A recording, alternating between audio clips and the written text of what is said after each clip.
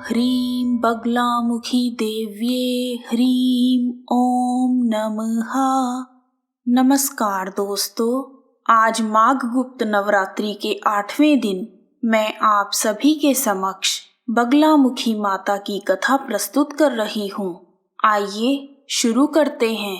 जयकारा महामाई दा, बोल साचे दरबार की जय। 10 महाविद्या में 8वीं महाविद्या बगलामुखी देवी को बगलामुखी, पीताम्बरा, कांगड़ा, बगला, वल्गामुखी और ब्रह्मास्त्र विद्या आदि नामों से जाना जाता है।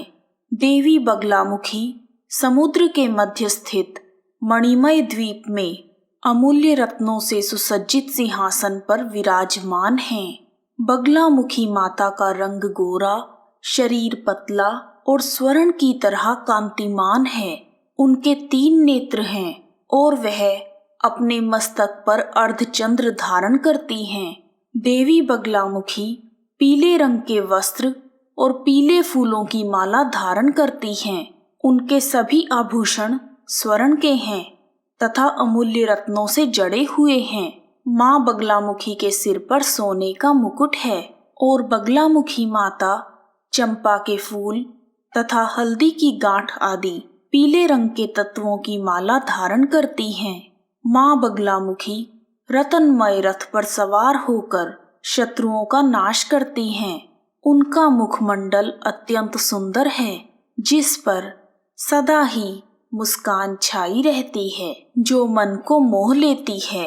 देवी ने अपने बाएं हाथ से दैत्य की जिह्वा को पकड़कर खींच रखा है तथा दाएं हाथ में गदा पकड़ी हुई है, जिससे शत्रु सदा ही भयभीत रहते हैं। देवी के जिह्वा पकड़ने का अर्थ है कि बगलामुखी माता बोलने की शक्ति देने और लेने दोनों के लिए पूजी जाती हैं।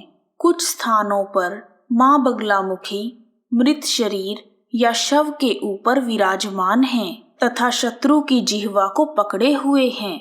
जो मनुष्य सच्चे मन से बगलामुखी माता की आराधना करते हैं, उनका कोई बाल भी बांका नहीं कर सकता।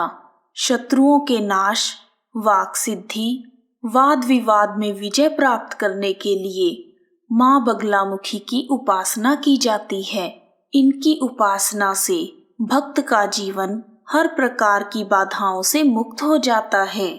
शांति कर्म में, धन धान्य के लिए तथा पौष्टिक कर्म में देवी की शक्तियों का प्रयोग किया जाता है।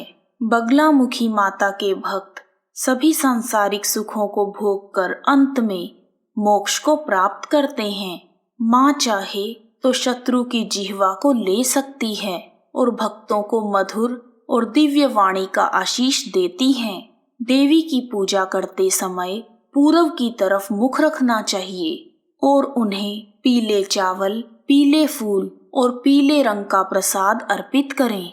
त्रेता युग में जब राम और रावण के बीच युद्ध हो रहा था और रावण के बड़े बड़े योद्धा राक्षस मारे जा चुके थे, तब रावण के पुत्र मेघनाद ने स्वयं रणभूमि में जाने का फैसला किया। रणभूमि में जाने से पहले उसने शत्रु शमन के लिए और अपने पिता दशानन रावण की जीत के लिए शक्ति स्वरूपा देवी माँ बगलामुखी का आवाहन और अनुष्ठान निर्जन और एकांत स्थान में शुरू किया। इस अनुष्ठान की निर्विघ्न समाप्ति के लिए सभी प्रमुख दानवों को तैनात कर दिया और उन्हें आदेश दिया कि जो भी इस यज्ञ को हानि पहुंचाने की चेष्टा करे, उसका तुरंत ही वध कर दिया जाए। इसके साथ ही मेघनाद ने पूरे आत्मविश्वास, उत्साह और पूरी श्रद्धा के साथ देवी का अनुष्ठान आरंभ किया। परंतु श्री हरि विष्णु जी के अवतार रामचंद्र जी को इसका आभास हो गया कि अगर माता बगलामुखी इस यज्ञ के बाद जागृत हो गई तो वह काली का रूप धारण करके वानर सेना का विनाश कर देंगी और उनके साथ चलने वाली योगिनियां योद्धाओं का खून पी जाएंगी। इस शंका के चलते उन्होंने अपने परम भक्त हनुमान और बाली पुत्र अंगद को यज्ञ भंग करने की आज्ञा दी। श्री राम की आज्ञा पालन करते हुए हनुमान और अंगद अपने सेनापतियों को लेकर उस गुप्त जगह पर छद्म वेश धारण करके पहुंच गए और महापराक्रमी इंद्रजीत का यज्ञ अनुष्ठान पूरा होने से पहले ही भंग कर दिया। अगर मेघनाद का वह यज्ञ पूरा हो जाता तो श्री राम का लंका पर विजय पाना कठिन हो जाता, क्योंकि शक्ति स्वरूपा देवी बगलामुखी अपने साधकों के सभी शत्रुओं का शमन कर देती हैं। देवी बगलामुखी का प्रादुर्भाव गुजरात के सौराष्ट्र क्षेत्र में माना जाता है। कहते हैं कि हल्दी के रंग वाले जल से देवी बगलामुखी प्रकट हुई थी। हल्दी का रंग पीला होने के कारण इन्हें पीताम्बरा देवी भी कहा जाता है। आइए शुरू करते हैं बगलामुखी माता की प्रचलित कथा। सतयुग में एक बार ब्रह्मांड में विनाश उत्पन्न करने वाला एक तूफान आया, जिससे संपूर्ण विश्व नष्ट होने लगा। चारों ओर हाहाकार मच गया और सभी लोग संकट में पड़ गए। यह तूफान सब कुछ नष्ट भ्रष्ट करता हुआ आगे की ओर बढ़ रहा था, जिसे देखकर भगवान विष्णु चिंतित हो गए। जब उन्हें इस समस्या का कोई हल ना मिला तो वह भगवान शिव को याद करने लगे।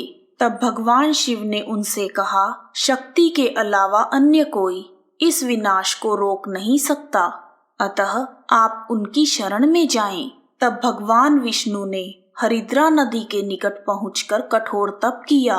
विष्णु जी के तप से देवी शक्ति प्रसन्न हो गई और हरिद्रा नदी में जल क्रीड़ा करती हुई बगलामुखी के रूप में प्रकट हुई। महाविद्या बगलामुखी ने विष्णु जी से प्रसन्न होकर उन्हें इच्छित वर दिया और सृष्टि का विनाश रोक दिया। बोलो बगलामुखी माता की जय। बगलामुखी माता को वीररती भी कहा जाता है, क्योंकि बगलामुखी देवी ब्रह्मास्त्र रूपिणी हैं। इनके शिव को एक वक्त्र महारुद्र कहा जाता है। तंत्र मंत्र वाले साधक इन्हें स्तंभन की देवी मानते हैं। माँ बगलामुखी का महत्व समस्त महाविद्याओं में सबसे विशिष्ट है।